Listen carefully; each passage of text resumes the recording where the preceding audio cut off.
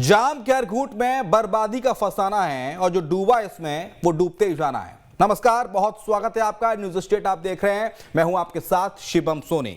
इन पंक्तियों को सुनकर आप समझ गए होंगे कि आज का विषय क्या है।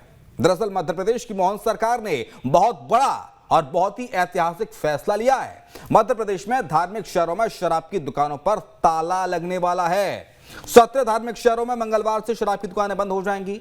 सीएम मोहन यादव ने नई शराब नीति को मंजूरी भी दे दी है, जिसमें शराबबंदी का प्लान बताया गया है। आखिर क्या है सरकार की तैयारी, इस रिपोर्ट में आपको दिखाते हैं, उसके बाद मेहमानों के पास चलेंगे।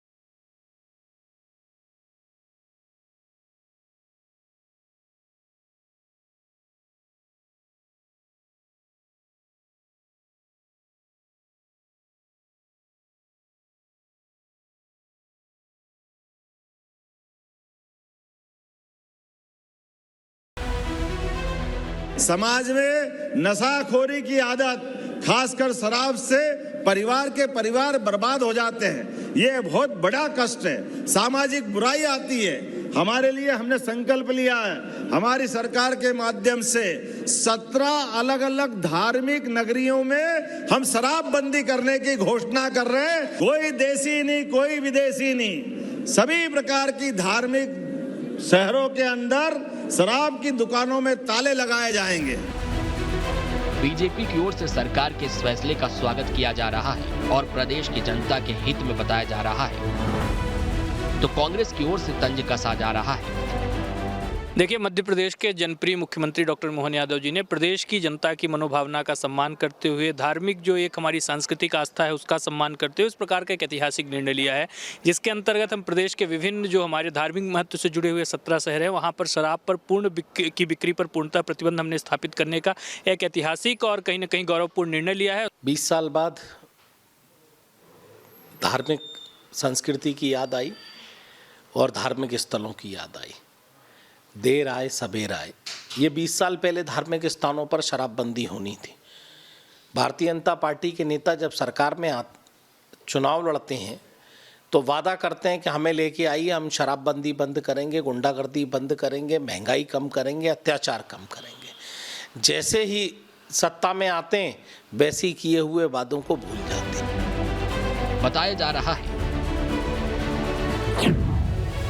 कि धार्मिक शहरों में पूरी तरह से शराबबंदी होगी। एक नगर निगम, 6 नगर पालिका, 6 नगर परिषद और 6 ग्राम पंचायतों की 47 दुकानें बंद होगी। दुकान खुली पाई गई तो एक्शन होगा। यहाँ पर शराब पीना पूरी तरह से बैन होगा। खुद के पीने के लिए शराब रख सकते हैं, समूह में कहीं भी शराब नहीं पी सकते। बंद होने वाली दुकानों को दूसरी जगह शिफ्ट नहीं किया जाएगा। राजस्व की भरपाई दूसरी दुकानों से होगी। दरअसल मोहन सरकार ने जनवरी में हुई कैबिनेट बैठक में एमपी के 17 धार्मिक शहरों में शराबबंदी करने का फैसला किया था। ऐसे में 1 अप्रैल से अंग्रेजी, विदेशी और देसी शराब की दुकानें पूरी तरह से बंद हो जाएंगी। सवाल है कि क्या सरकार के फैसले का सख्ती से पालन होगा और शराबबंदी को कड़ाई से लागू कराया जाएगा।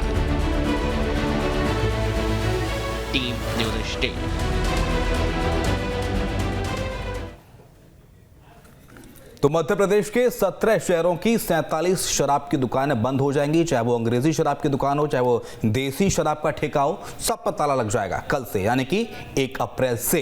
हमारे पास डॉक्टर सत्यनारायण शर्मा हमें ज्वाइन कर रहे हैं, वरिष्ठ पत्रकार के तौर पर। स्वामी देवानंद जी महाराज हैं, धर्मगुरु हैं। सत्येंद्र जैन है, प्रवक्ता है भारतीय जनता पार्टी के, और अमित तावड़े हैं, प्रवक्ता हैं कांग्रेस पार्टी के।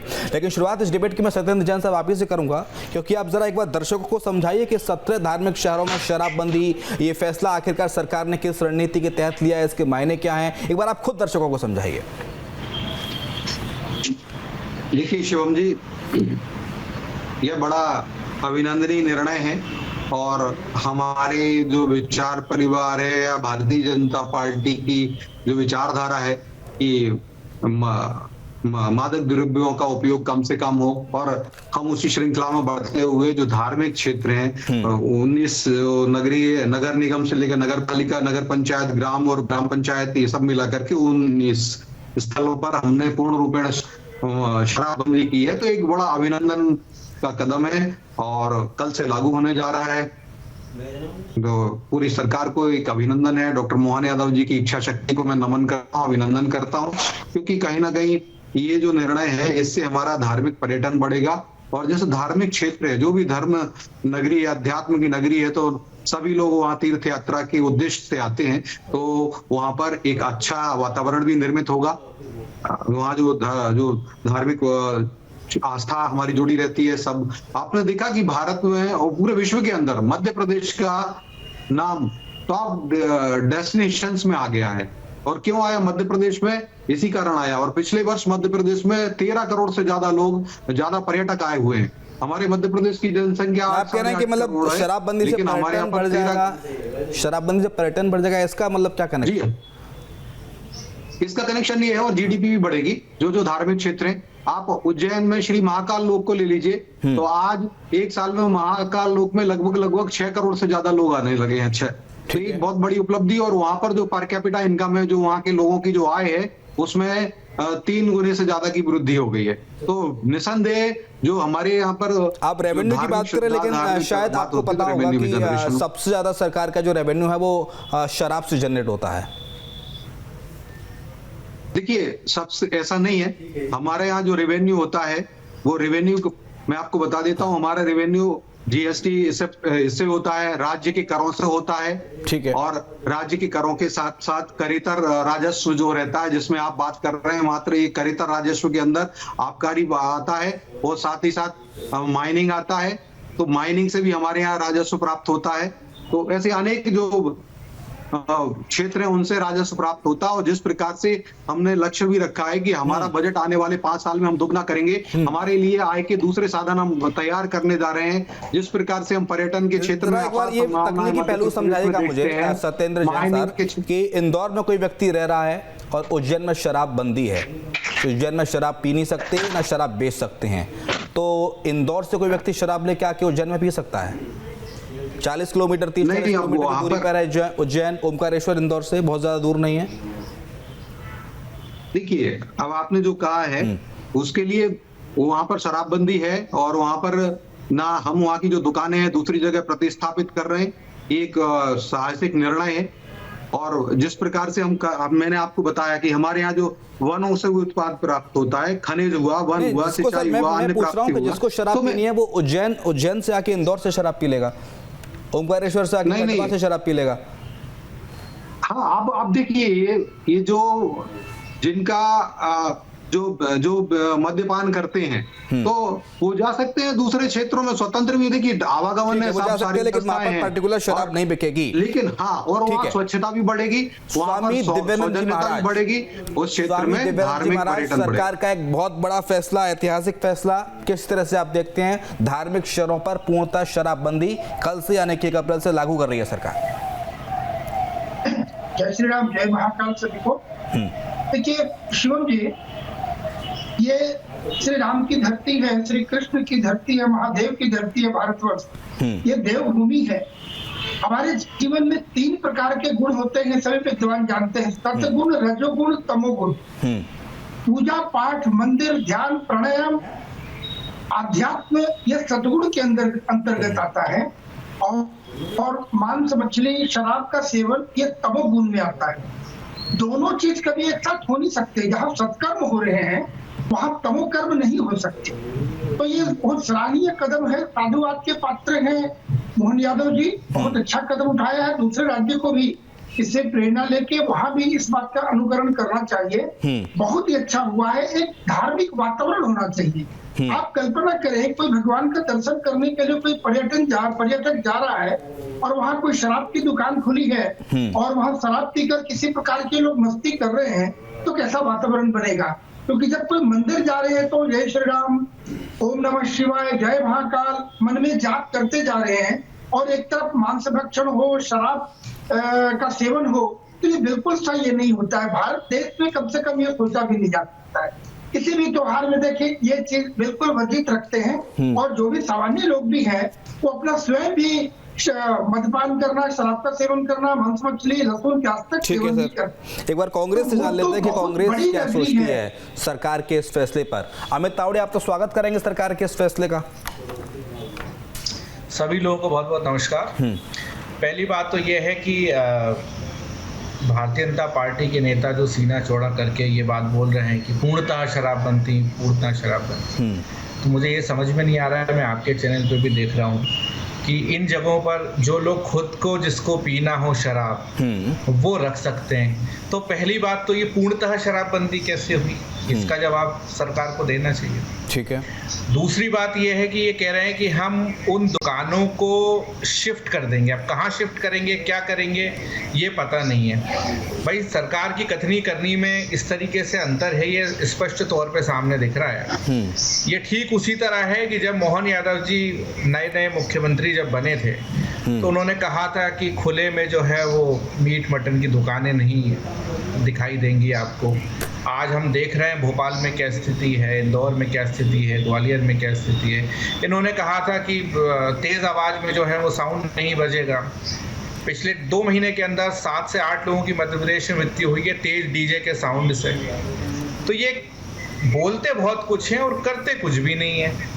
जिस मध्य प्रदेश की राजधानी भोपाल में मैं बैठा हूँ, यहाँ से आधा किलोमीटर भी दूरी पर नहीं है अयोध्या नगर का चौराहा। उस शराब की दुकान को हटाने के लिए आप कल्पना करिए, उमा भारती जैसी पूर्व मुख्यमंत्री धरने पर बैठ गई थी, लेकिन वो दुकान नहीं हटी। मध्य प्रदेश का भोपाल का जो मुख्यमंत्री निवास है, वहाँ पे पास में एक शासकीय गर्ल्स कॉलेज है। ठीक है, मैं आऊंगा आपके पास, आपके तमाम सारे सवालों का जवाब लूंगा। अमित तावड़े जी, सत्यप्रकाश शर्मा है वरिष्ठ पत्रकार हमारे साथ। सत्यप्रकाश सर, किस तरह से देखते हैं इसके दूरगामी परिणाम क्या होंगे सरकार के इस फैसले के 17 शहरों में 47 शराब की दुकानें बैन होने पर? देखिए, कुछ चीज़ें पहले मैं क्लियर कर दूं। यहाँ पर कुछ चीज़ें मुझे समझ में आई हैं। सबसे पहले तो मध्य प्रदेश में पिछले वित्तीय वर्ष में टोटल 3600 लिकर आउटलेट्स थे कंपोजिट, जिसमें देसी और विदेशी दोनों साथ बिकती थी। 47 अभी बंद हो रहे हैं, तो 3552 के लगभग बचते हैं। ठीक है, अब आप ये चीज देखिए, पिछले वर्ष का जो रेवेन्यू जनरेशन था वो 12,000 कुछ करोड़ था। ये जाना जाता है कि 20% अधिक करके दुकानों की नीलामी की जाती है।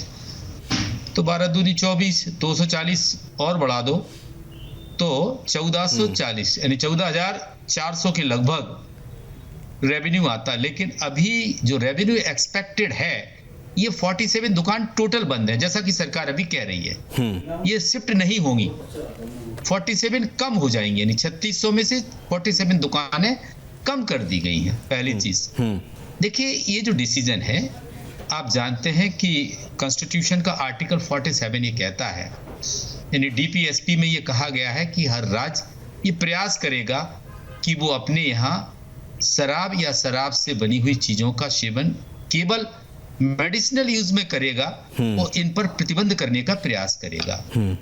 तो ये कदम अगर है तो बेहतर है, और इसके 2 मीनिंग्स हैं। अभी बीजेपी के प्रवक्ता इस चीज पर कह रहे थे कि टूरिज्म इसका फैक्टर नहीं है, ये केवल सनातन संस्कृति को बचाने की तरफ एक उसको कहीं अपभ्रष्ट ना होने दिया जाए। यानी कि जो लोकेशंस हैं, जो रिलीजियस स्पॉट हैं, उन पर ऐसा कोई माहौल ना पैदा हो जिसके कारण उन स्थानों की जो गरिमा है उस पर प्रश्न लगे, या उन कारणों से हमारा टूरिस्ट वहां ना आ पाए। टूरिस्ट में सब पिलग्रिम्स होते हैं जो उस साइट को विजिट करते हैं। तो मैं ये मान के चलता हूं ये प्रदेश एक अच्छी दिशा की तरफ आगे बढ़ रहा है। मोहन यादव का एक बड़ा अच्छा, यानी कि आप कह रहे हैं कि सत्यप्रकाश सर के ये सकारात्मक फैसला है। हाँ, अपनी बात पूरी कीजिए प्लीज। लेकिन इसमें कुछ चीजें जो कहीं ना कहीं कंट्रोवर्सी क्रिएट कर रही है वो ये है कि क्या शराब की दुकानें बंद होने से कंजम्पशन ऑफ लिकर बंद होगा? कोई लोग आ रहे हैं अपने बैग में 2 बोतल डाल के लेके आ रहे हैं, या जो म्युनिसिपैलिटी की सीमा है उस सीमा से बाहर से खरीद के लाते हैं। केवल जो म्युनिसिपैलिटी या ग्राम पंचायत का जो एरिया है उस एरिया में ही दुकानें नहीं होंगी, उसके बाहर दुकानें होंगी, तो वहां से खरीद के भी ला सकते हैं। तो पी तो उसका सेवन तो कर सकते हैं।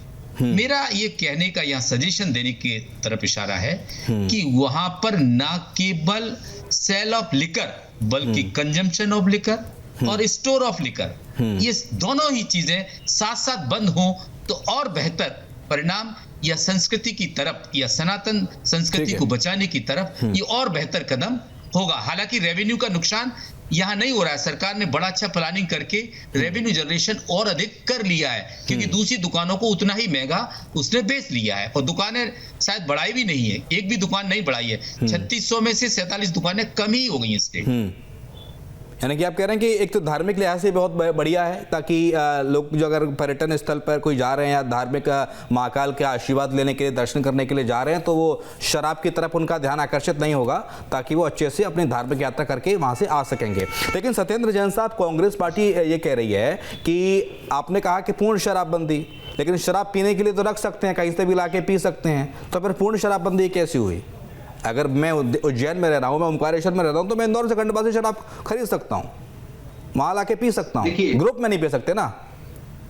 देखिए शिवम जी, बिल्कुल आप स्वयं ही अपनी बात का जवाब दे रहे हैं, ग्रुप में नहीं पी सकते। हाँ। और एक व्यक्तिगत सीमा है, अगर आप कोई भी है, अगर मैं आप व्यक्तिगत लक्षित नहीं कर रहा हूँ, लेकिन जो सीमा से ज्यादा होंगे तो सभी के ऊपर कार्रवाई हो सकती है। ग्रुप में आप पी नहीं सकते। और हम तो चाहते हैं पूर्ण शराबबंदी हो इस देश के अंदर ही, भारत हम चाहते हैं कि, लेकिन इसके लिए नशा मुक्ति अभियान भारत सरकार के द्वारा चलाया जा रहा है, आदरणीय श्री नरेंद्र मोदी जी के द्वारा, और हमारे यहाँ डॉक्टर मोहन यादव जी और समाज कल्याण विभाग के मंत्री, एक चीज बताइए मुझे, नारायण सिंह कुशवाहा जी, सर, आप कह रहे हैं कि उज्जैन एक शहर है, महाकाल का मंदिर, महाकाल की नगरी, आपने कहा कि उज्जैन में भी शराब नहीं बिकेगी, लेकिन उज्जैन में महाकाल मंदिर से कुछ किलोमीटर दूरी काल भैरव का मंदिर है, वहां प्रसाद के रूप में शराब चढ़ाई जाती है काल भैरव को, तो क्या उसको भी आप बंद कर रहे हैं क्या?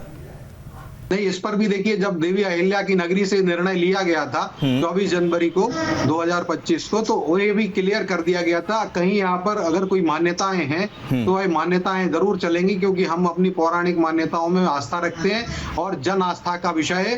तो वहां पर वो जो जैसे उज्जैन के अंदर है भैरवनाथ जी के, तो वहां पर चलती रहेगी, लेकिन हाँ, ये विक्रय हम बंद करेंगे। और हम तो चाहते हैं, जिस प्रकार से नारायण सिंह कुशवाहा, ये समाज की भी हम सबकी जिम्मेदारी है। कोई व्यक्ति कहते हैं मैं तो काल भैरव पर शराब चढ़ा के ले जा रहा हूँ, शराब चढ़ाने के लिए ले जा रहा हूँ, आप उस पर कार्रवाई भी नहीं कर सकते। नहीं तो आप देखिए, कोई अगर जाएगा तो ट्रक भर के नहीं ले जा सकता वहां पर, एक व्यक्ति होगा तो कितना ले जाएगा, उसकी भी एक सीमा है, तय है, आबकारी विभाग तय करता है, वो सब उसके हाथ में आएगा। अच्छा, दूसरी बात, राजस्व की बात भी देखिए, वरिष्ठ पत्रकार जी हैं सत्यप्रकाश जी ने बड़ा अच्छा उन्होंने क्लियर किया, तो मात्र 47 दुकानें ही हम बंद कर रहे हैं और नई दुकान भी नहीं खोल रहे हैं। साथ ही साथ हम जो अपना रेवेन्यू बढ़ाने के लिए, जो मैंने कहा था कि हम रेवेन्यू बढ़ाने के लिए हम रेवेन्यू बढ़ाएंगे, जो व्यापार वाणिज्य बढ़ रहा है, SGST और बेट से बढ़ रहा है, और स्टैंप पंजीकरण में जो लोग संपत्ति खरीद रहे हैं उस सब में बगैर टैक्स बढ़ाए, क्योंकि हमने टैक्स नहीं बढ़ाया है, तो वहां भी लोग संपत्ति, लोग सामर्थ्यवान हो रहे हैं आर्थिक रूप से, वो बढ़ा रहे हैं, वाहन का सरकार बढ़ रहा है, और धर्म के लिए हमारे खनिज है, वन है, आपके पास सत्येंद्र जैन जी, अमित तावड़े जी, धर्म के लिए तो सरकार ने किया है, तो इसको, इस फैसले का तो दिल खोलकर स्वागत होना चाहिए। आस्था का सवाल है सर, धर्म का सवाल है, धर्म के लिए इतना तो आदमी कोई कर ही सकता है कि उज्जैन में शराब ना पिए या किसी धार्मिक स्थान पर शराब ना पिए, वहां शराबबंदी हो। देखिए, ये ठीक उसी तरीके से सरकार की जादूगरी और कलाकारी है कि पिछले 15 दिन पहले मुख्यमंत्री जी ने, सारे मंत्रियों ने बड़ा सीना चौड़ा करके कहा था कि हम मध्य प्रदेश में कोई भी नया टैक्स नहीं लाने जा रहे हैं, लेकिन 1 अप्रैल को जैसे कि एक फूल डे होता है, वैसे ही 1 अप्रैल से सरकार जो है वो 3.5% बिजली महंगी करने जा रही है और रजिस्ट्री पे भी जो है वो दरें बढ़ाने जा रही है। तो लेकिन सर सरकार ने कथनी और करनी कैबिनेट में बैठक किस में इस तरीके फैसले से को अंतर मंजूरी है? दी गई, उसके बाद सरकार ने इसको एग्जीक्यूट किया। भूपेश बघेल आप भी का पड़ोसी राज्य है छत्तीसगढ़, आप ही से अलग हुआ है मध्य प्रदेश से, कांग्रेस की सरकार थी, कांग्रेस के प्रवक्ता हैं आप। भूपेश बघेल सरकार में आए तो वादा किया था ना सर छत्तीसगढ़ में भी कि शराबबंदी की जाएगी। कवासी लखमा के ऊपर आज छापे पड़ रहे हैं, उनके बेटे के यहाँ छापे पड़ रहे हैं, भूपेश बघेल के यहाँ जांच एजेंसियां पहुंच रही हैं। शराबबंदी नहीं हुई ना सर, बल्कि शराब में भ्रष्टाचार कर दिया। छापे की स्थिति तो देखिए पूरे देश में ये है कि ईडी ने 196 विपक्षी नेताओं पे केस करें, लेकिन 2 पे सिर्फ सिद्ध हो पाए अभी तक। तो ये किस भावना के आपकी सरकार रही छत्तीसगढ़ में, आपने शराबबंदी क्यों नहीं की? इनिशिएटिव लिया मोहन सरकार ने, तो उसको सराहा जाना चाहिए। इसमें गलत बात क्या है? बहुत दिन भर आपसे चर्चा कर सकता हूँ कि 1% चर्चा क्या करेंगे भैया, समय सीमित है, तथ्यात्मक बोलिए, वो प्रश्न का जवाब दीजिए ना। और दूसरी मध्य प्रदेश हो रहा है, छत्तीसगढ़ में आप क्यों नहीं कर पाए? आपने अपनी प्रॉमिस किया था। भारतीय जनता पार्टी की बड़ी मुझे हंसी आती है इस बात की नेताओं पे कि वो लोग ये कहते हैं कि हम तो चाहते हैं पूरे देश के शराबबंदी हो। अरे भैया, सरपंच से लेके प्रधानमंत्री तक गुजरात है, बिहार उदाहरण है, आपकी जैसे नहीं है कि हरियाणा में कांग्रेस ने शराबबंदी थी, हरियाणा में कांग्रेस ने शराबबंदी को फिर से शराब विक्रय में परिवर्तित कर दिया। ये आपके देश के अंदर मादक फैलाने का कांग्रेस का काम है। कांग्रेस ने हरियाणा में पाप किया। जनता पार्टी के आप जवाब क्या बात करते हो आप? हरियाणा में शराबबंदी थी और कांग्रेस की सरकार आई, शराब विक्रय प्रारंभ कर दिया। क्या बात करते हो अमित जी? दे रहे हो आप कि हम माफी मांग लो। और जिसमें जो शराब में जो घोटाला किया, भूपेश बघेल हुए और जो कवासी लखमा ये सब आ रहे हैं, तो उसमें भी आप पर्दा डालने की कोशिश कर रहे हैं। अरे क्षमा याचना करिए मेरे मित्र। आज भी कह रहे हैं कि और मध्य प्रदेश में कमलनाथ जी क्या कह रहे थे? ऑनलाइन घर बैठे शराब पियो, ऑनलाइन डिलीवरी की बात करने वाली कांग्रेस, इसके मुंह से यह बातें शोभा नहीं देती, शोभायमान नहीं होता। कांग्रेस जरूर लेकर प्रदेश बनाना चाहती थी। कांग्रेस स्वयं में तो पता नहीं कौन से उसमें रहती है, इनके जो पानी पीते हैं सारे नेता मदमस्त होते हैं, एक कुएं में भांग मिली हुई उसका पानी पीते हैं। लेकिन प्रदेश के हमारी भगवान रूपी जनता को घर बैठे ऑनलाइन डिलीवरी शराब की कराना चाह रही थी। 15 महीने की कमलनाथ सरकार पाप कर रही थी, हमने उस समय विरोध किया था मेरे मित्र। अरे भैया, 15 महीने कमलनाथ की सरकार की जवाब आपके राज्य पकड़ा रही है। ठीक है दिव्येंद्र जी महाराज, हिंदुत्व के एक बड़े चेहरे के तौर पर मोहन यादव को जाना जाता है, देखा जाता है जब से वो मुख्यमंत्री बने हैं तमाम बड़े फैसले उन्होंने लिए हैं धर्म को लेकर, और ये फैसला भी एक इसी कड़ी में शामिल होता है कि धार्मिक शहरों में शराबबंदी होगी। बिल्कुल, ये स्मरणीय कदम है। देखिए, धार्मिक स्थल है, धार्मिक स्थल में कोई तीर्थ करने जाएंगे और वहां पर शराबबाजी होगी तो बिल्कुल शोभनीय नहीं है, वो वातावरण नहीं बनेगा। धर्म स्थल में जाने से मन व्यक्ति का सबसे पहले सब मन चित्त। लेकिन संत समाज क्या चाहता है सर? संत समाज क्या ऐसे खुश है? ऐसे आगे भी कुछ एक्सपेक्टेशंस हैं आप लोगों की? हाँ बिल्कुल, निश्चित रूप से स्वागत करता है संत समाज की ओर से। मैं अखिल भारतीय संत समिति का उपाध्यक्ष हूँ, मैं स्वागत करता हूँ पूरी टीम की तरफ से। हाँ। पूरे भारतवर्ष में ये लागू होनी चाहिए। जो कदम उठाए मोहनलाल जी, सभी प्रदेशों में कम से कम धार्मिक स्थलों में बिल्कुल बंद हो जानी चाहिए। लेकिन उमा भारती तो लगातार इस बात की कवायद कर चुकी हैं, कई बार कह चुकी हैं, मांग कर चुकी हैं कि साहब मध्य प्रदेश में पूर्ण रूप से शराबबंदी होनी चाहिए, और कई बार धरना प्रदर्शन भी उनके हमने देखे हैं, पूरे मध्य प्रदेश ने देखे हैं।